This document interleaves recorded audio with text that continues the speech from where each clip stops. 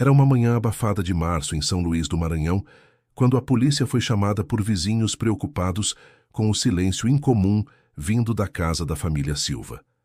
A residência, localizada em um bairro tranquilo, estava com as janelas fechadas, cortinas cerradas e um estranho odor começava a escapar pelas frestas. Ninguém atendia aos chamados. O carro do pai estava estacionado na garagem como sempre. A caixa de correio estava lotada. A escola havia ligado para relatar que as crianças não apareciam há 3 dias. Quando os agentes chegaram, tudo parecia parado. Não havia sinais de arrombamento. As portas estavam trancadas por dentro. A polícia precisou arrombar a entrada da frente para entrar.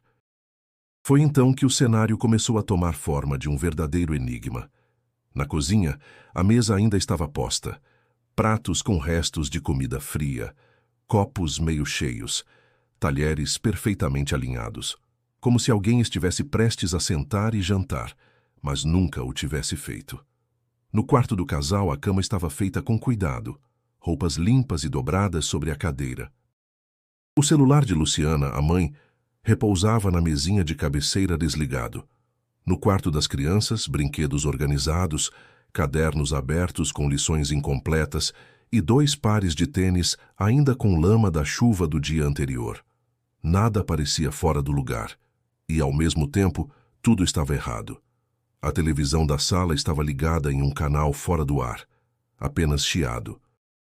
Em cima da lareira, uma Bíblia aberta no Salmo 91.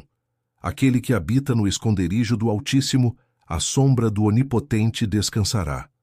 Não havia nenhum sinal de luta, de invasão, de fuga. Nenhum objeto valioso fora levado. Não havia sangue. Não havia gritos registrados, nada. O delegado responsável pela investigação inicial afirmou em entrevista que jamais havia visto algo parecido. É como se eles simplesmente tivessem evaporado. Os registros da câmera da rua não mostravam saídas ou entradas desde o dia anterior ao sumiço. Nenhum vizinho viu ou ouviu qualquer movimento suspeito. Os celulares foram desligados no mesmo minuto. As contas bancárias nunca mais foram acessadas. A casa, lacrada para a investigação, passou meses vazia. Nenhuma pista concreta foi encontrada. Com o passar dos anos, o caso foi ganhando camadas de lenda urbana. Alguns diziam que a família havia fugido para escapar de dívidas. Outros, que tinham sido sequestrados por alguma seita misteriosa. Mas os mais supersticiosos sussurravam algo ainda mais estranho, que a casa escondia algo sombrio, que ela absorvia quem ousasse entrar. 15 anos se passaram. A casa continuava ali, na mesma esquina silenciosa, acumulando poeira, histórias e medo. Nenhuma nova pista. Nenhuma reaparição, nenhuma explicação. Até que, em meados de 2023, durante uma reforma inesperada, uma descoberta mudou tudo. Se você gosta de histórias que desafiam a lógica e mergulham nos mistérios mais obscuros da realidade, inscreva-se agora no canal e ative as notificações. O que vem a seguir vai te surpreender. A partir daqui, a dúvida deixa de ser apenas o que aconteceu e passa a ser como isso foi possível. A carta que estava escondida dentro da parede só seria encontrada meses depois, mas o clima de assombro e dúvida já havia se instalado desde o momento em que os primeiros policiais cruzaram a porta daquela casa. O sumiço da família Silva não era apenas um desaparecimento. Era o início de algo muito maior. E como logo vamos descobrir, a casa ainda guardava segredos. Segredos que talvez nunca devessem ter sido revelados. Antes de desaparecerem sem deixar rastros, os Silva levavam uma vida simples e reservada. Marcos Silva, o pai, tinha 42 anos. Era professor de matemática no ensino médio de uma escola pública no centro de São Luís. Conhecido por sua pontualidade, gentileza e postura ética, era respeitado pelos colegas e querido pelos alunos. Não tinha vícios, evitava confusões e era do tipo que preferia estar em casa a sair aos finais de semana. Luciana, sua esposa, tinha 39 anos. Era enfermeira em um hospital particular da cidade. Trabalhava em plantões longos, mas nunca deixava de passar tempo com os filhos. de temperamento doce e sempre disposta a ajudar, era envolvida em ações sociais e frequentava a igreja evangélica do bairro com assiduidade. O casal era conhecido por sua fé inabalável, por participar de cultos e estudos bíblicos e por ajudar famílias em dificuldades. Lara, a filha mais velha, tinha 13 anos. Inteligente, introspectiva e observadora, era apaixonada por leitura e escrevia em seu diário todos os dias. Gostava de desenhar e tinha uma queda por histórias de mistério. Era uma menina sensível, com um olhar que parecia ver além do óbvio. Já Daniel, o caçula, tinha 9 anos e era o oposto da irmã. Extrovertido, alegre e inquieto, vivia correndo pelo quintal com sua bola, sempre acompanhado de seu cachorro Tupi. Era fã de futebol e sonhava em ser goleiro. A mudança para São Luís ocorreu 2 anos antes do desaparecimento. Eles viviam em Teresina, no Piauí, mas decidiram recomeçar em outro estado depois que Luciana conseguiu uma proposta melhor de emprego. Marcos conseguiu transferência dentro da rede estadual e as crianças se adaptaram bem à nova escola. Compraram a casa em um bairro tranquilo, rodeado por árvores, e aos poucos foram reformando o imóvel, que era antigo, mas espaçoso. Parecia o início de uma nova fase. No entanto, pequenos detalhes começaram a surgir com o tempo. Segundo relatos de uma amiga próxima da família, Luciana comentou em tom de brincadeira que às vezes acordava no meio da noite, com a sensação de que alguém a observava. Marcos teria dito que ouvira passos no corredor em madrugadas silenciosas, mas que culpava o vento ou a imaginação. A própria Lara mencionou em conversas com colegas que a casa era estranha à noite, embora nunca tenha especificado o motivo. Essas observações, na época, foram vistas como curiosidades passageiras, coisas do cotidiano, resultado de noites mal dormidas ou do estresse do trabalho. Nada que despertasse alarme. A vida da família seguia com uma rotina simples e bem organizada. Iam à igreja aos domingos, almoçavam juntos sempre que podiam, assistiam filmes nos fins de semana, e as crianças mantinham boas notas na escola. Marcos era visto podando as plantas do jardim aos sábados, enquanto Luciana organizava os armários. Tupi latia animado com a movimentação. O portão da frente sempre limpo, o quintal com flores bem cuidadas, a fachada de uma família feliz. No entanto, foi justamente essa imagem impecável e sem conflitos que tornou o desaparecimento ainda mais perturbador. Não havia histórico de brigas, ameaças ou desavenças. Não havia indícios de crises financeiras ou comportamentais. Nenhum vizinho jamais escutara gritos, discussões ou qualquer tipo de agressividade vindo da casa. A polícia, nos primeiros dias de investigação, vasculhou o histórico da família à procura de algo que pudesse explicar o sumiço. Encontraram apenas contas pagas, certidões em ordem, passaportes vencidos e uma quantidade modesta de dinheiro na conta bancária. Nada incomum, nenhuma movimentação suspeita. Na escola, os professores descreveram Lara e Daniel como alunos tranquilos, bem cuidados e participativos. A única observação fora do padrão veio de uma professora de artes que relatou que Lara, nas últimas semanas antes do desaparecimento, começou a desenhar figuras obscuras demais para uma menina da sua idade. Um detalhe pequeno, mas que, olhando agora com a distância do tempo, parece o primeiro fio de uma tapeçaria muito mais complexa. A primeira vizinha a notar que algo estava errado foi Dona Elza, uma senhora de 68 anos, que morava na casa ao lado há mais de 3 décadas. Era amiga de Luciana e costumava conversar com ela pelas manhãs, quando ambas regavam suas plantas. Segundo relatou a polícia, fazia 2 dias que não via movimento algum na casa dos Silva, o que era estranho, já que Marcos saía cedo para o trabalho e as crianças costumavam brincar no quintal ao final da tarde. Quando bateu no portão para perguntar se estava tudo bem, não obteve resposta. Supôs que haviam viajado.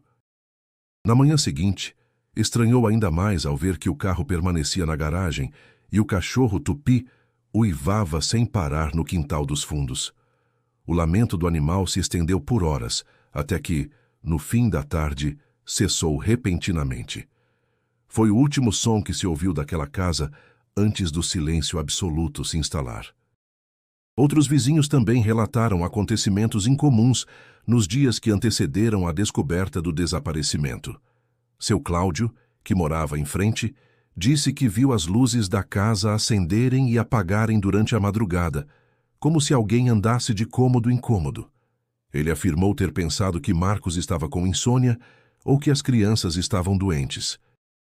Quando a polícia lhe mostrou o horário aproximado da última atividade conhecida da família, percebeu que as luzes que viu acendendo aconteceram horas depois disso. Uma adolescente da rua de trás, que costumava passar em frente à casa indo para a escola, afirmou ter visto, na manhã seguinte ao suposto desaparecimento, a cortina do quarto das crianças se mover levemente, como se alguém a tivesse puxado. Jurou ter visto uma mão, mas quando contou à mãe, esta a mandou parar de inventar histórias. Nos dias seguintes, o rumor se espalhou. Vizinhos começaram a comentar sobre o silêncio estranho, o cheiro que começava a se formar no ar e o desaparecimento súbito do cachorro. Ninguém teve coragem de entrar. A porta continuava trancada. Não havia gritos, nem sinais de invasão. Mas também não havia vida. Uma moradora mais antiga do bairro, Dona Iracema, comentou com a imprensa semanas depois que já ouvira histórias antigas sobre aquela casa. Segundo ela, o imóvel havia sido vendido diversas vezes nas décadas anteriores. Casais jovens se mudavam e saíam poucos meses depois. Alguns diziam que ouviam sussurros à noite, outros relatavam sonhos repetitivos. Ninguém ficava por muito tempo. Mas como nunca houve nenhum registro oficial de algo grave, a casa continuava a ser vendida como qualquer outra. A polícia coletou os depoimentos dos moradores, mas não encontrou nada de concreto que pudesse ser usado como evidência. Todos os relatos eram vagos, baseados em memórias confusas e interpretações subjetivas. Ainda assim, o padrão do silêncio, das luzes à noite, dos uivos de tupi e da movimentação estranha da cortina compunham uma narrativa inquietante demais para ser ignorada.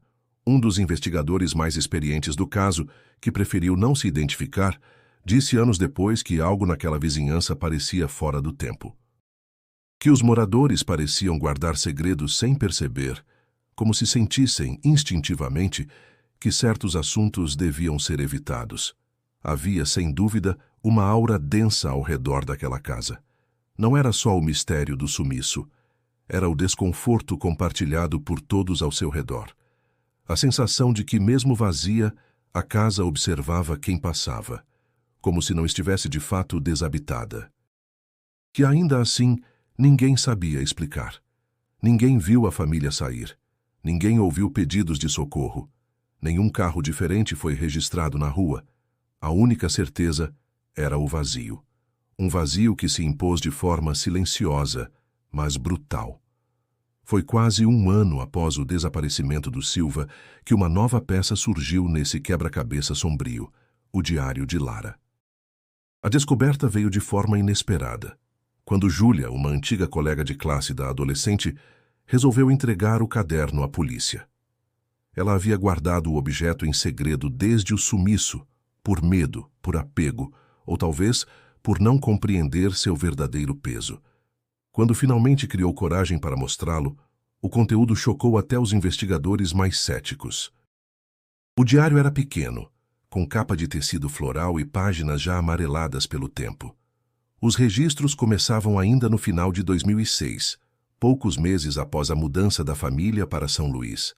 Nos primeiros trechos, Lara falava da nova escola, dos amigos que fazia, do quanto sentia falta da antiga cidade e dos avós.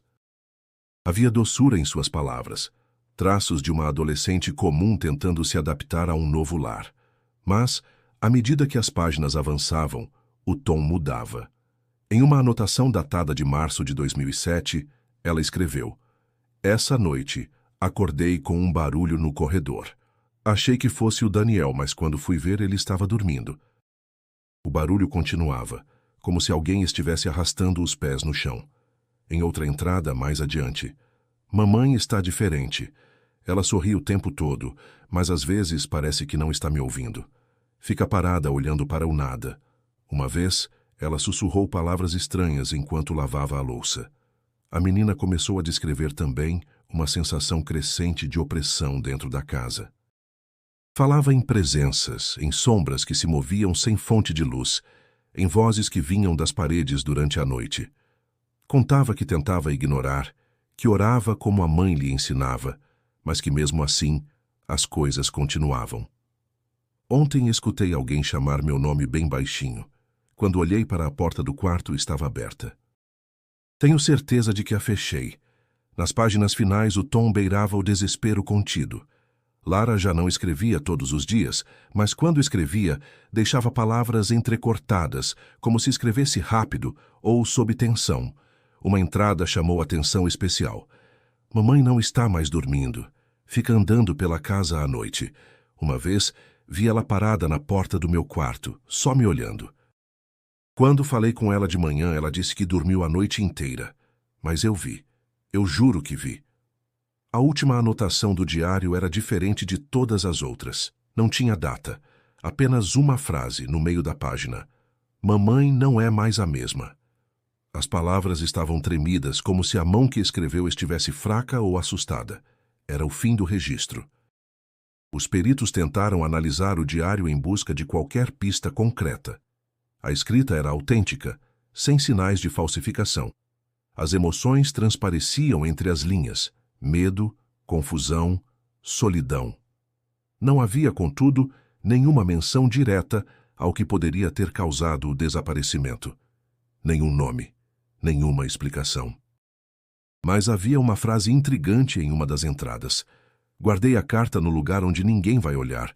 Se encontrarem, talvez entendam. Essa carta ainda não havia sido localizada. A hipótese era que estivesse escondida em algum lugar da casa, mas após diversas buscas nada foi encontrado. Por enquanto. O que restava era o testemunho silencioso de uma menina de 13 anos que, ao que tudo indica, percebeu muito antes dos outros que algo terrivelmente errado estava acontecendo e que tentou, à sua maneira, deixar um aviso. Após o encerramento oficial das investigações, a casa da família Silva foi lacrada por alguns meses. O imóvel ficou sob responsabilidade da prefeitura, que aguardava movimentações legais para repassá-lo. O caso havia esfriado na imprensa, mas no bairro o assunto nunca deixou de circular. Aos poucos, a poeira começou a cobrir as lembranças, e o tempo fez o que sempre faz: empurrou o mistério para o esquecimento. A primeira tentativa de vender a casa ocorreu no início de 2010. Um jovem casal de São Paulo, atraído pelo valor abaixo do mercado, decidiu se mudar para o imóvel. Ficaram ali por pouco mais de 2 meses. Relataram problemas estruturais, infiltrações e dificuldades com a vizinhança. Mas, segundo relatos informais, a verdadeira razão da saída foi outra. A esposa teria desenvolvido um quadro grave de insônia, alucinações e crises de ansiedade. O marido, por sua vez, dizia ouvir passos no corredor mesmo estando sozinho. O segundo comprador foi um empresário de Imperatriz que pretendia reformar a casa para alugá-la a turistas. Contratou uma equipe de pedreiros e deu início às obras. Poucos dias depois, o mestre de obras abandonou o projeto. Disse que não se sentia bem dentro daquele lugar. 2 dos trabalhadores relataram ter escutado sussurros vindos de dentro das paredes.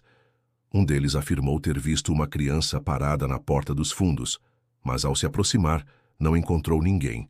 A reforma foi cancelada. Com o passar dos anos, o imóvel se tornou um símbolo do inexplicável. Jovens curiosos passaram a se reunir nos arredores, contando histórias, tirando fotos, gravando vídeos para as redes sociais. Alguns até se arriscavam a entrar à noite, em desafios de coragem. Em um desses episódios, 2 adolescentes alegaram ter ouvido risos infantis vindos do andar de cima.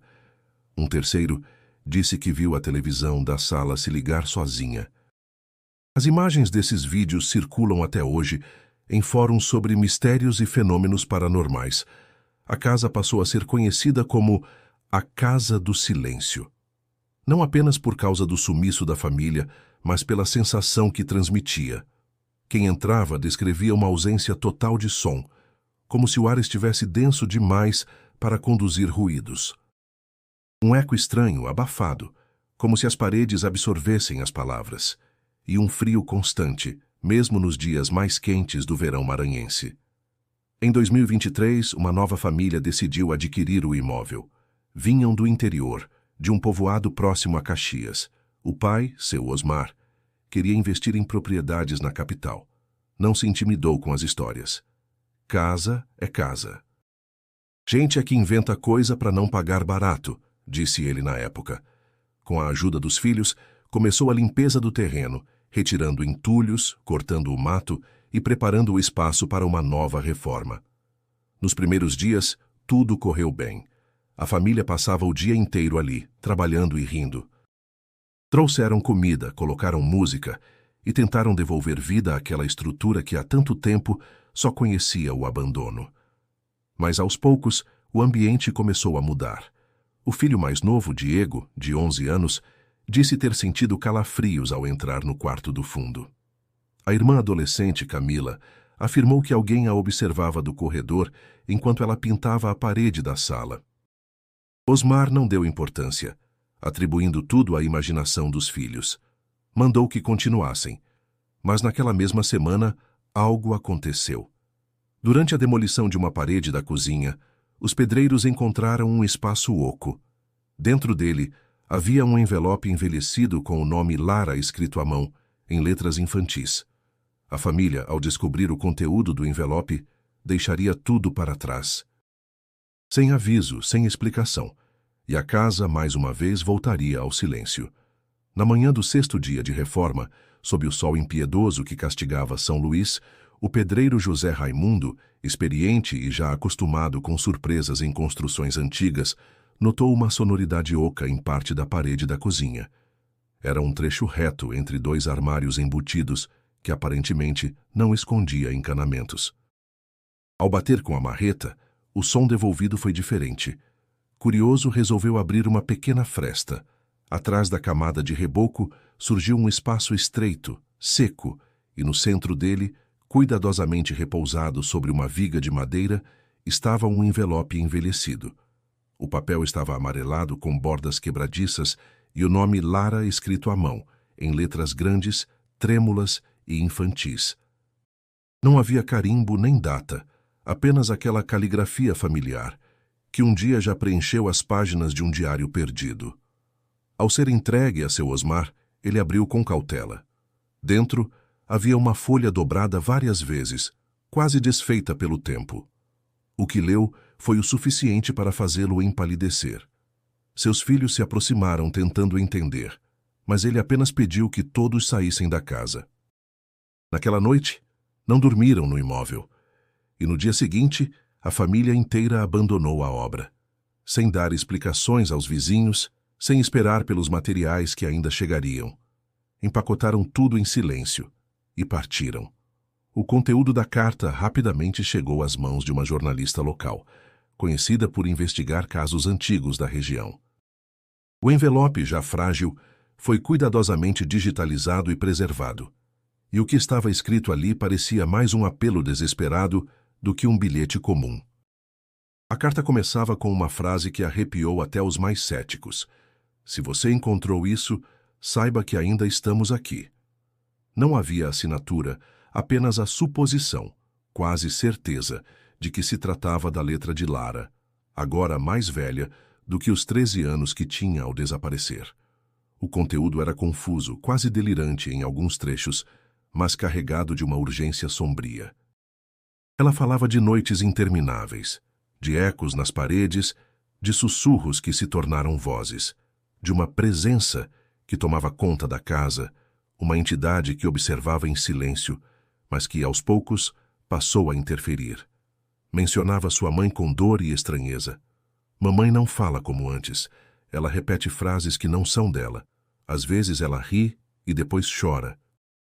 Outras vezes, ela me abraça e diz que o tempo está quase acabando. Lara descrevia uma realidade paralela, uma espécie de clausura além do tempo comum. A casa mudou. Por dentro tudo está igual, mas nada é igual. As janelas não mostram o lado de fora. O céu é cinza, não sei quanto tempo se passou. O trecho final da carta era ainda mais perturbador. Se alguém encontrar isso, escute. A parede fala à noite. Às vezes eu também falo. Mas não sou só eu. Existem outros, e alguns deles não querem sair. Os investigadores, ao tomarem conhecimento do documento, decidiram manter parte do conteúdo em sigilo. A autenticidade da letra foi comparada com o diário entregue anos antes. A semelhança era inegável. O caso, que já estava adormecido, reacendeu. O imóvel voltou a ser cercado por curiosos, câmeras de TV, teóricos e céticos. Mas o mais marcante foi a reação daqueles que estiveram dentro da casa. José Raimundo, o pedreiro, deixou o emprego dias depois. Disse que nunca mais colocaria os pés ali. Tinha algo errado naquela parede. Não era só a carta, era o jeito como ela estava ali. Como se alguém tivesse deixado aquilo para ser achado só agora. Como se esperasse por alguém. A carta encontrada dentro da parede, após ser cuidadosamente aberta e digitalizada por especialistas, revelou seu conteúdo integral. Era uma única folha, escrita em letra miúda e trêmula, preenchida até as margens. A forma como as palavras se apertavam no papel dava a sensação de que cada centímetro era valioso, como se quem a escreveu soubesse que talvez não tivesse outra chance. O texto começava de maneira direta, sem data, sem saudação. Se você encontrou isso, significa que a parede deixou. Em seguida, a autora, quase certamente Lara, descrevia o início de uma mudança sutil dentro da casa. Relatava que nas primeiras semanas eram apenas sons distantes, batidas, sussurros, passos. Mas com o tempo, algo começou a se materializar. Não era só barulho, era uma presença, como se a casa respirasse, como se observasse tudo. Ela escrevia sobre uma sombra que inicialmente apenas atravessava os cantos, mas que passou a se fixar em determinados pontos. Dizia que o espelho do banheiro refletia um quarto que não existia, que o armário de Daniel rangia mesmo vazio, que a televisão ligava sozinha em estática, mesmo sem estar conectada à tomada. Mas o ponto mais perturbador da carta era o que dizia sobre sua mãe. Mamãe foi a primeira a mudar. Primeiro parava por longos minutos olhando para a parede da sala. Depois começou a cochichar sozinha. Ela dizia que estava ouvindo vozes, mas que não eram más, que eram antigas, que estavam ali antes da casa. Com o tempo, Luciana deixou de dormir. Ficava andando pela casa de madrugada, tocando objetos como se fossem novos. Falava nomes que ninguém conhecia. Em um dos trechos, Lara escreveu: "Uma noite acordei e ela estava ao meu lado, sorrindo, mas não era o sorriso dela. Era como se outra coisa estivesse usando o rosto da mamãe." Lara dizia que o pai, Marcos, tentou reagir. Queria levar a família embora, mas Luciana se recusava. Dizia que a casa era delas, que ali estavam protegidos. Papai brigou com ela. Foi a primeira vez que vi ele gritar. Naquela mesma noite o som parou. A casa ficou totalmente silenciosa. Nem o vento entrava. A carta prosseguia com descrições de tempo confuso, dias que pareciam se repetir, janelas que mostravam o mesmo céu cinza por dias. Relatava que Daniel havia começado a conversar com alguém invisível, que dizia que o menino da parede contava histórias para ele. Em outro trecho, papai tentou sair. A porta estava trancada por dentro, mas não abria. Tentou quebrar a janela com uma cadeira, mas o vidro não cedia. Foi quando ele entendeu. A casa não deixava. Os momentos finais do texto eram de desespero contido. Lara sabia que estavam presos, mas não fisicamente. Algo estava deslocado. O tempo aqui é outro. A gente sente sono, mas não dorme. Sente fome, mas não come. As horas não passam. Os dias são iguais. A casa virou outra coisa. Não sei se estamos mortos, acho que não. Mas também não sei se estamos vivos. Por fim, o último parágrafo era quase um pedido. Se alguém ler isso, por favor, procure por mim. Mas venha só se for forte. A parede fala à noite. Às vezes eu também falo. Mas não sou só eu. Tem outros aqui. E alguns deles não querem sair. A assinatura era ausente, mas o conteúdo, o estilo e os detalhes confirmavam. Era Lara. A menina que havia desaparecido com a família em 2008 deixava agora, 15 anos depois, um rastro. E o mais inquietante era a sugestão implícita de que, de alguma forma, eles ainda estavam ali. A divulgação da carta desencadeou uma onda de repercussão nacional. Programas de televisão voltaram a falar sobre o desaparecimento da família Silva. Sites de notícias reacenderam teorias antigas, e fóruns da internet foram inundados com hipóteses, análises da caligrafia e tentativas de decifrar as entrelinhas do texto de Lara. Mas, para além do interesse público, o que de fato provocou uma nova ação foi a pressão exercida por familiares distantes e especialistas independentes. Diante da gravidade e do teor sobrenatural da carta, as autoridades não puderam mais ignorar o caso. Uma força-tarefa foi montada. Investigadores do Maranhão foram acionados, agora com o suporte de peritos federais especializados em desaparecimentos não resolvidos. Além de técnicos em análise documental, a equipe incluiu um grupo de apoio com expertise em arquitetura antiga e tecnologia de varredura estrutural. O objetivo era claro: reexaminar a casa centímetro por centímetro. A primeira medida foi interditar novamente o imóvel. Os portões foram trancados, a área isolada e os vizinhos orientados a manter distância. A sensação era a de que algo sério e talvez perigoso estava para ser revelado. Logo nos primeiros dias, a equipe utilizou scanners térmicos e de infravermelho para mapear a estrutura interna das paredes. Era um procedimento padrão em investigações complexas, mas os resultados foram no mínimo intrigantes. Havia compartimentos vazios em pontos onde, originalmente, não deveria haver nada.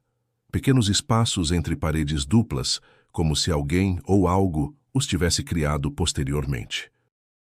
No porão, um espaço que antes havia passado despercebido, encoberto por uma camada de entulho e madeira antiga, os técnicos localizaram uma anomalia de temperatura significativa.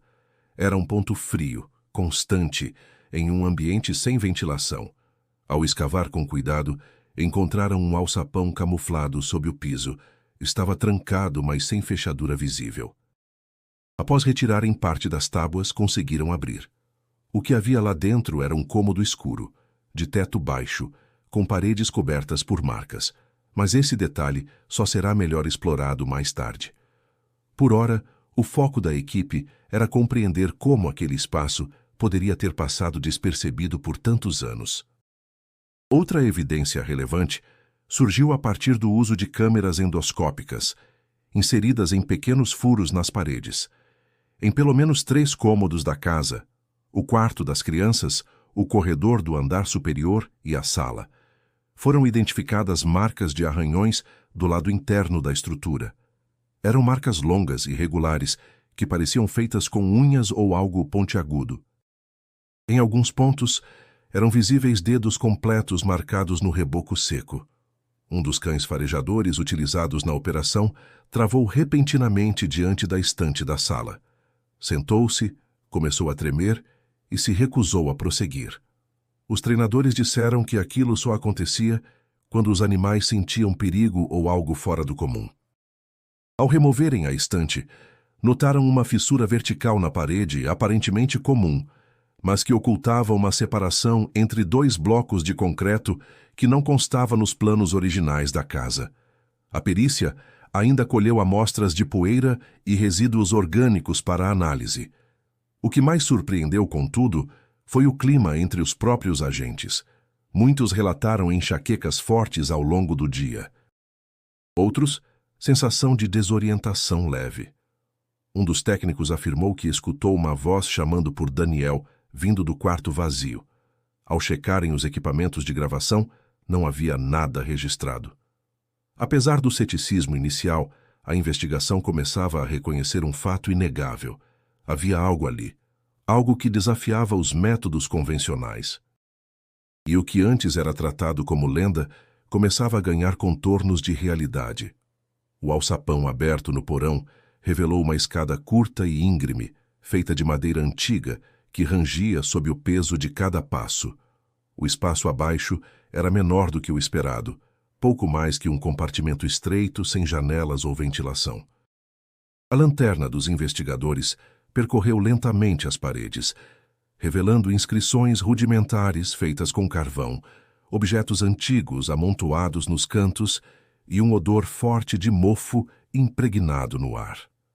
Nas 4 paredes, marcas circulares preenchidas por símbolos geométricos. A princípio pareciam rabiscos infantis, mas logo se percebeu uma repetição precisa, como se tivessem sido desenhados seguindo um padrão. Eram semelhantes a sigilos antigos, como aqueles encontrados em textos ocultistas europeus do século XIX. Um dos peritos em simbologia reconheceu fragmentos de latim rudimentar gravados entre os desenhos. As frases, parcialmente apagadas pelo tempo, faziam menção à passagem, espelho e ausência de tempo. Entre os objetos, encontraram uma caixa metálica, trancada, com trincos corroídos. Dentro dela, havia uma fita cassete, com o rótulo desbotado, sem nenhuma indicação externa. Foi levada para análise em ambiente controlado. O conteúdo, ao ser reproduzido, deixou todos em silêncio. A gravação tinha pouco mais de 3 minutos e começava com um ruído de fundo, como vento ou água corrente, seguido de sussurros. Depois, uma voz feminina, baixa e pausada, repetia orações em latim. No final, a voz dizia claramente: "Eles não dormem, eles apenas esperam." As palavras gelaram a sala de escuta. A identificação da voz não foi possível naquele momento, mas alguns investigadores afirmaram que ela soava parecida com a de Luciana, a mãe da família desaparecida. Em um dos cantos do cômodo havia uma manta infantil, parcialmente desfeita, com uma pequena boneca de pano ao lado. Próximo a ela, um copo de plástico com desenhos desbotados e um par de chinelos infantis. Os peritos isolaram o local e iniciaram a coleta de amostras. A idade aproximada dos objetos coincidia com a das crianças, mas não havia sinais de sangue, nem de violência, apenas abandono, como se tivessem sido esquecidos ali por muito tempo. No centro do porão, abaixo de uma ripa solta, foi encontrada uma fotografia. Estava danificada, mas visível. Mostrava Lara e Daniel sentados no sofá da sala, sorrindo, com a mãe ao fundo. O estranho era que a foto não aparecia em nenhum álbum da casa, nem havia sido registrada por familiares. Pior, as roupas das crianças não correspondiam a nenhuma peça conhecida da época do desaparecimento. Pareciam ligeiramente mais velhas, como se a imagem tivesse sido tirada anos depois do sumiço. Um detalhe inquietante chamou a atenção dos peritos. Nos olhos de Luciana havia uma sombra tênue, como um reflexo, mas que, ao ser ampliada, lembrava uma silhueta estranha, não humana, como se algo estivesse dentro dela, distorcendo sua imagem. No teto do porão, desenhada com tinta vermelha escurecida, uma única frase em letras grandes: "A casa não é o fim. É o começo." A investigação foi interrompida naquele dia por motivos de segurança. Os agentes saíram em silêncio, alguns visivelmente abalados. Um deles, ao subir as escadas, caiu repentinamente e começou a murmurar palavras desconexas. Quando levado ao hospital, disse que escutou a voz de uma criança pedindo ajuda em seu ouvido. Nenhuma explicação técnica foi dada para o colapso do investigador. Nenhuma contaminação química foi identificada no local. E, mais uma vez, o mistério da casa se aprofundava. Não era apenas o que havia no porão. Era o que aquelas paredes pareciam conter. Algo além da matéria. Algo que esperava. Enquanto os investigadores processavam as evidências encontradas no porão, uma nova linha de pesquisa começou a se formar. A estranheza dos símbolos, a disposição do espaço oculto e os registros da fita levaram os peritos a consultar arquivos históricos sobre a origem da casa e da região. O que encontraram foi, no mínimo, perturbador. O terreno onde a residência da família Silva fora construída no início dos anos 90 pertencia originalmente a uma antiga propriedade rural do século XIX. Naquela época, a área era afastada do centro urbano e servia como ponto de encontro de pequenos grupos religiosos alternativos, muitos dos quais não deixaram registros oficiais. Um desses grupos chamou a atenção dos pesquisadores: a Fraternidade da Passagem, uma seita obscura que misturava elementos do catolicismo tradicional com práticas espiritualistas europeias. Os poucos documentos disponíveis foram encontrados em uma biblioteca universitária, encadernados sob o título genérico de Cultos Esquecidos do Norte Brasileiro. Em uma das páginas, havia a descrição de um ritual realizado por essa fraternidade, cuja finalidade era transcender o tempo visível e tocar a realidade invertida. Não havia detalhes práticos, mas o símbolo usado pela seita, um círculo entrelaçado por linhas oblíquas e uma espiral no centro, era idêntico ao que fora encontrado nas paredes do porão. O historiador que liderava a pesquisa, professor Álvaro Bragança, mergulhou nos registros genealógicos da cidade, cruzando nomes, datas e registros de nascimento e óbito. Descobriu algo que o fez congelar diante dos arquivos. Em 1883, uma família de sobrenome Silva, pai, mãe, 2 filhos, desapareceu misteriosamente de uma propriedade situada no exato mesmo terreno da casa atual. O caso jamais foi solucionado, apenas registrado como abandono do lar sem causa conhecida. Mais assustador ainda foi notar que os nomes eram incrivelmente semelhantes aos da família contemporânea: Marcos, Luciana, Lara e Daniel. Os mesmos nomes, a mesma formação, o mesmo desaparecimento, separados por 125 anos. A hipótese de coincidência foi considerada, mas a semelhança era brutal demais para ser ignorada. Ainda mais quando se descobriu que o nome do patriarca em 1883 era Marcos da Silva. A certidão de nascimento do filho mais novo, Daniel, também coincidia no dia e mês com o da criança desaparecida em 2008. A equipe de investigação passou a trabalhar com a hipótese de um ciclo, uma repetição. Como se a casa ou o terreno carregassem uma espécie de marca ou função que se ativava em intervalos específicos.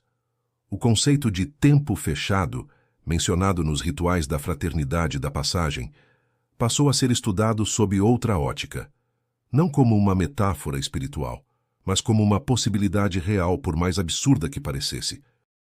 Havia, segundo um dos relatórios internos, a possibilidade de que o desaparecimento da família Silva, de 2008, estivesse ligado diretamente à história daquela terra. Não por maldição no sentido popular, mas por uma condição ancestral, talvez alimentada por ações repetidas ao longo dos séculos. O documento mais impactante foi encontrado no cartório da cidade, em uma escritura de posse de 1833. Nele havia uma anotação manuscrita nas margens, provavelmente feita por um antigo escrivão, que dizia: "O ciclo se fecha, e os nomes sempre voltam. O sangue chama o sangue. A casa é apenas o portal." Com essas descobertas, a equipe chegou a uma conclusão. Aquela casa, ou o que ela representava, parecia existir fora da lógica comum. E o desaparecimento da família Silva, longe de ser um caso isolado, poderia ser apenas mais uma peça em um tabuleiro que atravessava gerações. À medida que as investigações avançavam, outro elemento começou a se destacar. Os registros históricos de desaparecimentos inexplicáveis em São Luís não eram casos isolados. Com o apoio de jornalistas investigativos e arquivos da Hemeroteca Estadual, um padrão começou a emergir. E o mais assustador não era a quantidade de desaparecimentos, mas a semelhança entre eles. Nos anos de 1932, 1957 e 1982, foram registradas ocorrências envolvendo famílias inteiras que sumiram da noite para o dia. Em todos os casos, as casas estavam trancadas por dentro, sem sinais de luta, e nenhum vestígio concreto foi encontrado. Em 1932, a família Albuquerque desapareceu deixando a mesa posta, roupas lavadas no varal e a Bíblia aberta no mesmo Salmo 91. Em 1957, os Rocha sumiram após um culto doméstico. A única pista foi uma carta incompleta encontrada sob o travesseiro do filho mais velho, mencionando um lugar entre as paredes. E em 1982, a família Moura foi vista pela última vez durante uma feira local. 3 dias depois, sua casa estava completamente vazia, mas com luzes piscando durante as madrugadas. Todos os imóveis dessas famílias foram construídos em regiões diferentes da cidade, mas curiosamente dentro de um mesmo raio geográfico de 8 quilômetros. Especialistas começaram a especular sobre a existência de uma zona de repetição, uma área afetada por algum fenômeno inexplicável, talvez magnético ou espiritual. Mas o que mais impressionou os investigadores foi a semelhança nas idades e nas composições familiares: pai, mãe, um filho e uma filha. E em quase todos os casos, o nome de pelo menos um membro da família era Marcos ou Lara. Um padrão que parecia desafiar qualquer coincidência estatística. Diante disso, a população local passou a se referir ao fenômeno como a Maldição de São Luís. Um termo inicialmente usado de forma irônica, mas que com o tempo se enraizou no imaginário popular.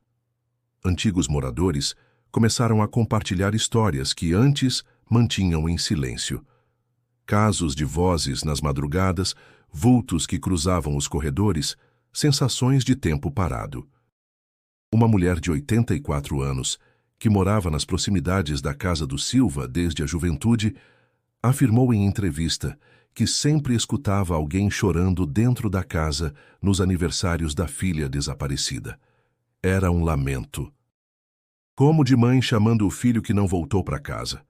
Outro relato veio de um jovem que cresceu ouvindo que não devia olhar diretamente para as janelas daquela casa depois do pôr do sol. Ele contou que, certa vez, viu uma menina parada atrás da cortina, mesmo com a casa vazia há anos.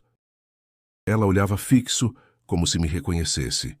O delegado aposentado que acompanhou o caso da família Silva em 2008 também decidiu se pronunciar. Em uma conversa informal com um repórter, revelou algo que nunca constou nos autos. Disse que, na época, ficou intrigado com o comportamento do cachorro da família.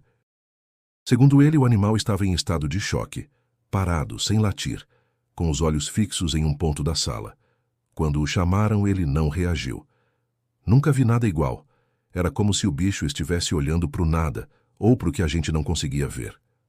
O que antes era tratado como lenda urbana, agora começava a parecer um quebra-cabeça sombrio, onde cada peça revelava mais do que escondia. E embora ninguém quisesse admitir em voz alta, a sensação era de que algo mais profundo, mais antigo, mais entranhado na cidade, estava por trás de tudo isso. São Luís, com suas ruas de pedra, casarões coloniais e histórias esquecidas, parecia esconder um segredo que teimava em se repetir. Um segredo que talvez nunca quisesse ser revelado. Em meio à tensão crescente e às evidências cada vez mais inquietantes, os investigadores decidiram instalar câmeras e microfones ocultos em pontos estratégicos da casa.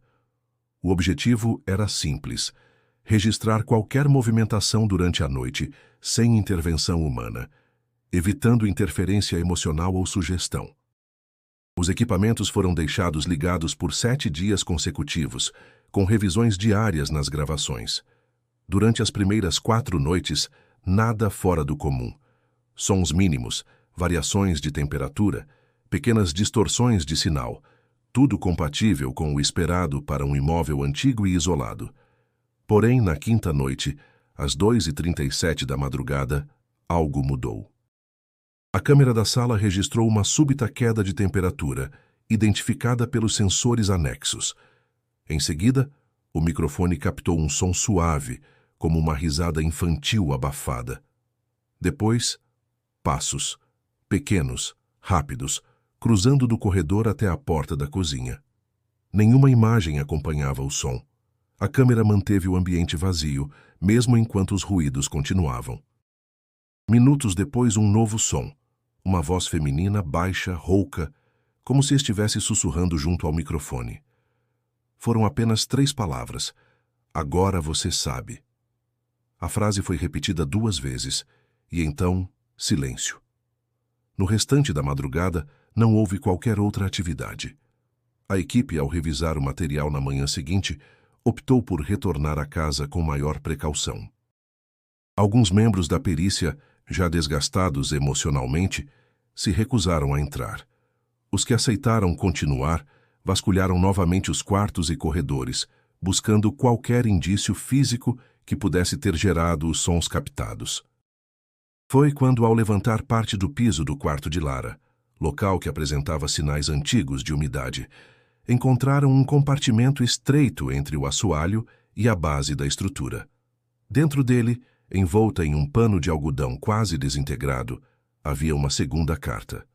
O papel, de textura semelhante ao anterior, estava dobrado em 3 partes, amarelado e com manchas escurecidas.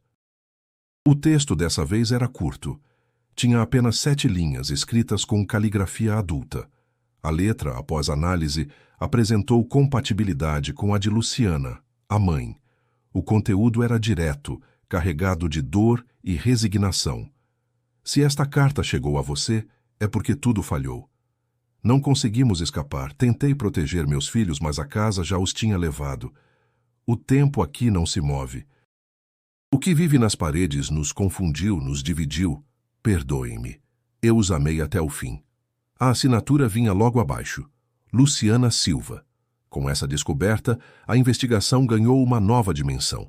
Agora, não era mais apenas Lara tentando se comunicar. Era também a mãe. 2 vozes presas no mesmo espaço, clamando de formas diferentes. Uma por esperança, outra por perdão. A gravação e a carta foram levadas para análise por especialistas em psicofonias e fenômenos anômalos. Nenhum deles conseguiu explicar como a voz gravada, se confirmada como humana, pôde ser registrada sem fonte física presente. E o mais perturbador, a análise espectral revelou que, ao fundo do áudio, existia uma frequência abaixo da capacidade de audição humana, descrita como ruído de baixa densidade temporal. Segundo um dos técnicos, é algo semelhante ao som que certos animais percebem em situações de risco. O caso voltou à mídia com força. A repercussão foi imediata. Debates em programas de televisão, entrevistas com especialistas e uma avalanche de vídeos na internet teorizando sobre dimensões paralelas, portais e ciclos energéticos. Mas no centro de tudo estavam aquelas vozes, de uma menina e de uma mulher, perdidas no tempo, clamando em silêncio por alguém que as ouvisse. E agora, pela primeira vez em 15 anos, parecia que alguém estava ouvindo. 2 semanas após a divulgação da segunda carta, um novo acontecimento mudou completamente os rumos da história. Um comerciante do bairro do João Paulo, zona urbana de São Luís, procurou a polícia afirmando ter reconhecido Marcos Silva. Disse que, no final da tarde anterior, um homem com feições muito semelhantes entrou em sua loja, comprou um maço de cigarros, agradeceu com um leve sorriso e saiu caminhando com uma bicicleta enferrujada. O detalhe que chamou a atenção do comerciante foi o olhar, vazio, distante, e a voz que parecia abafada, como se viesse de dentro de um túnel. A informação foi tratada com descrença inicial, mas ganhou força quando, 3 dias depois, uma professora aposentada reconheceu uma menina sentada nos degraus da escola onde havia trabalhado. Segundo ela, a garota era idêntica a Lara Silva. Mesma altura, mesmo cabelo preso com uma fita azul. O mais estranho, relatou, foi a serenidade da menina, que apenas sorriu, olhou em volta como se estivesse observando pela primeira vez e então desapareceu entre os carros antes que pudesse ser seguida. Em menos de uma semana, surgiram 7 relatos semelhantes. Um homem caminhando na orla com o mesmo semblante de Marcos. Uma mulher idêntica a Luciana, sendo vista de costas entrando na igreja onde costumava frequentar.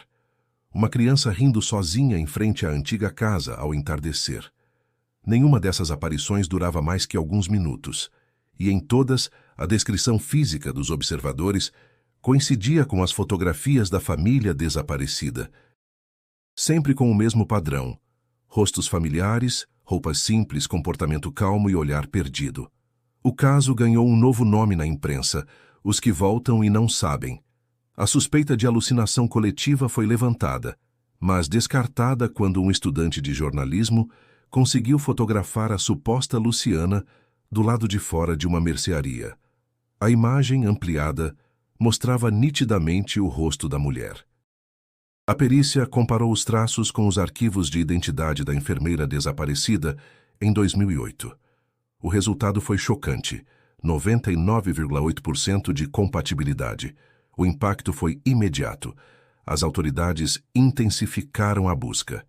Delegacias receberam ordens de verificar toda e qualquer ocorrência semelhante. Equipes foram enviadas aos locais das últimas aparições, mas nenhuma pista concreta foi obtida. Era como se surgissem e sumissem no tempo, como fantasmas em plena luz do dia. A comprovação final veio com o laudo técnico das impressões digitais. Após a descoberta da carta de Luciana, a perícia havia coletado, de forma cuidadosa, fragmentos de gordura deixados no papel. Mesmo com a degradação, foi possível reconstruir parcialmente a digital do polegar direito da autora. O resultado, comparado com o registro civil da enfermeira, foi conclusivo. Era dela. Isso confirmava, sem margem de erro, que Luciana esteve fisicamente presente naquele cômodo, anos após ter sido declarada desaparecida. Mas quando? E como? O público estava dividido entre assombro e negação. Muitos acreditavam em manifestações sobrenaturais. Outros diziam que a família havia sido vítima de experiências ilegais. Houve até quem afirmasse que tudo não passava de uma farsa midiática. Mas uma coisa era inegável: havia registros, havia vozes, havia impressões, e agora havia testemunhos. A maior dúvida, no entanto, ainda pairava. Se eles estavam de volta, eram realmente eles? Os que os viram de perto relataram a mesma estranheza. Algo sutil, quase imperceptível, um atraso na reação, uma ausência de expressão, como se cada um carregasse uma parte de si em outro lugar, como se ainda não tivessem voltado por completo. E no centro de tudo, a casa, fechada, cercada, vigiada, mas cada vez mais viva. Diante da crescente pressão popular e das evidências acumuladas, a equipe de investigação decidiu realizar uma última operação dentro da casa do Silva.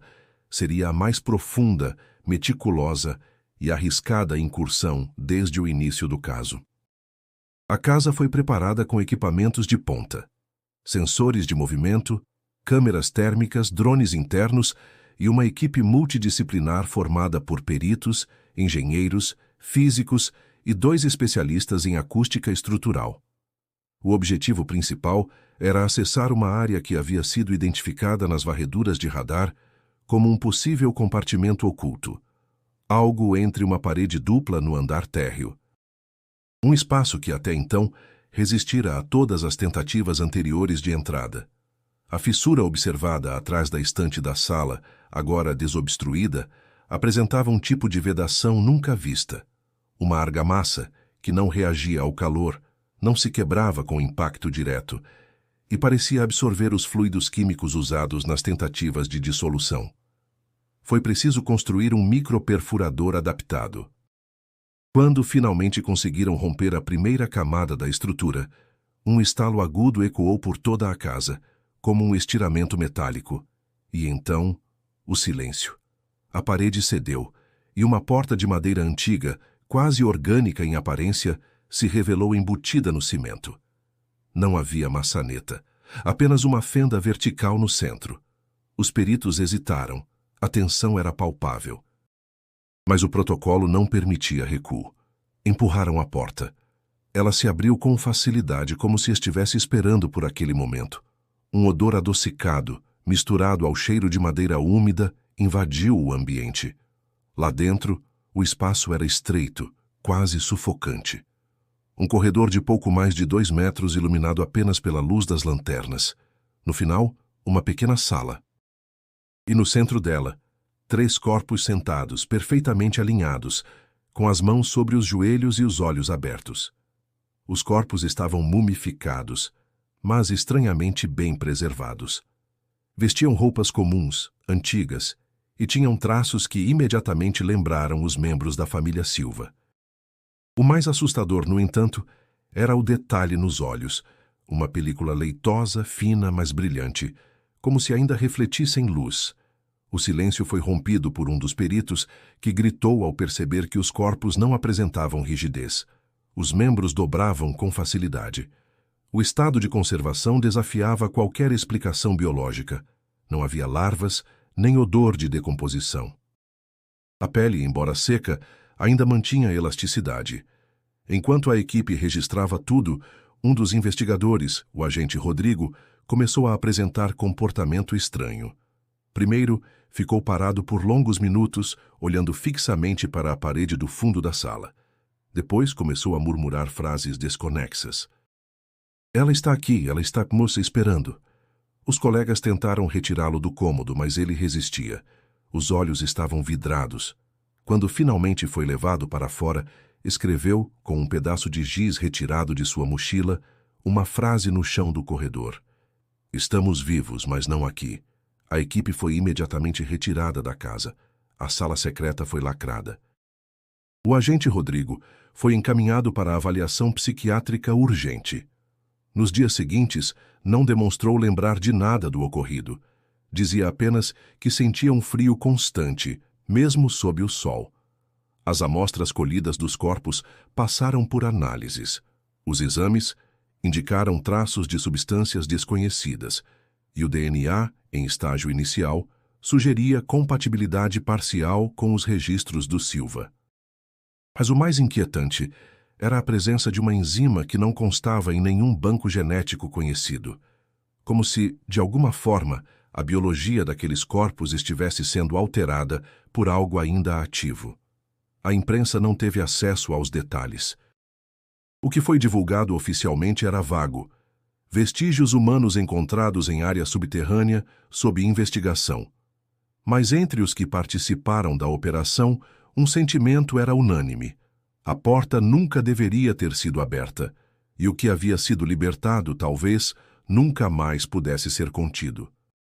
Após a descoberta dos corpos e do incidente com o investigador Rodrigo, uma onda de medo tomou conta das autoridades responsáveis pelo caso.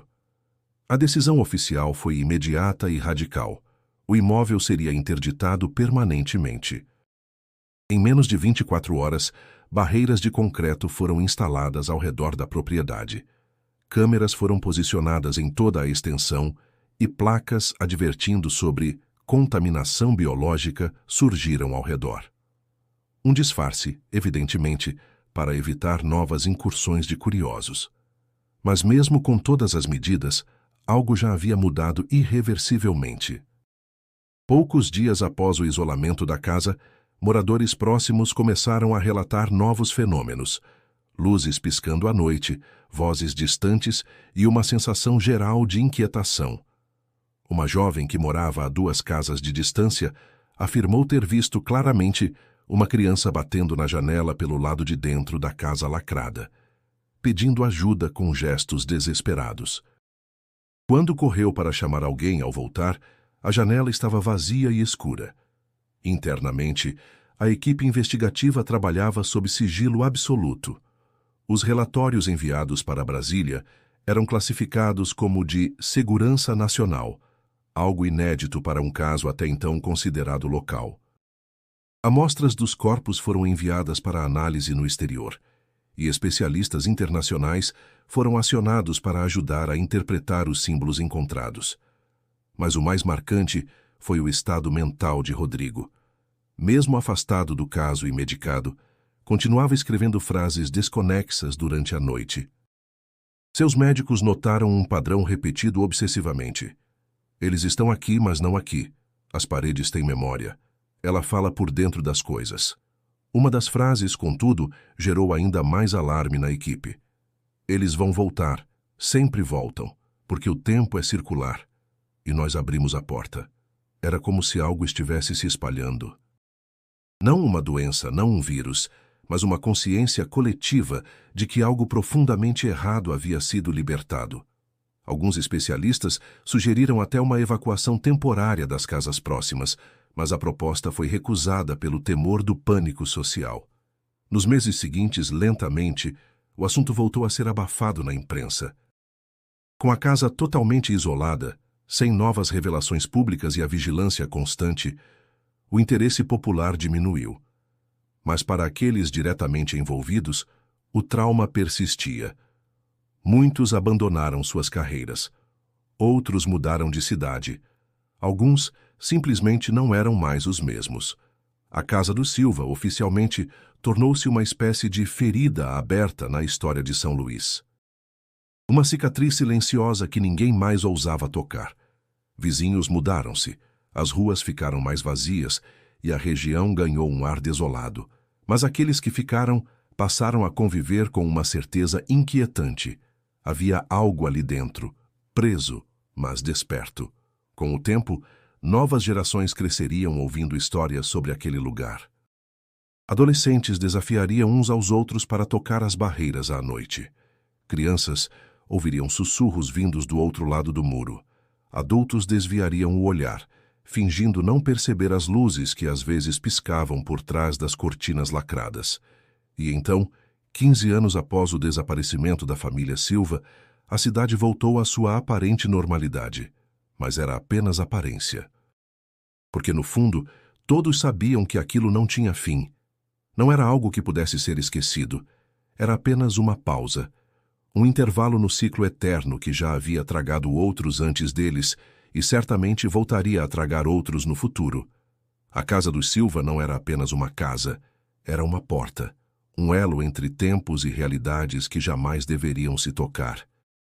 Uma passagem que havia sido aberta por curiosidade, ignorância ou destino. E agora aberta, jamais poderia ser completamente fechada outra vez. Se você gostou desta história e quer acompanhar mais mistérios e investigações surpreendentes, inscreva-se agora mesmo no canal e ative as notificações. E se deseja continuar assistindo, clique no vídeo sugerido aqui na tela, pois novos mistérios aguardam por você. Porque, no fim, algumas histórias nunca terminam de verdade, apenas aguardam o próximo ciclo para se repetirem novamente.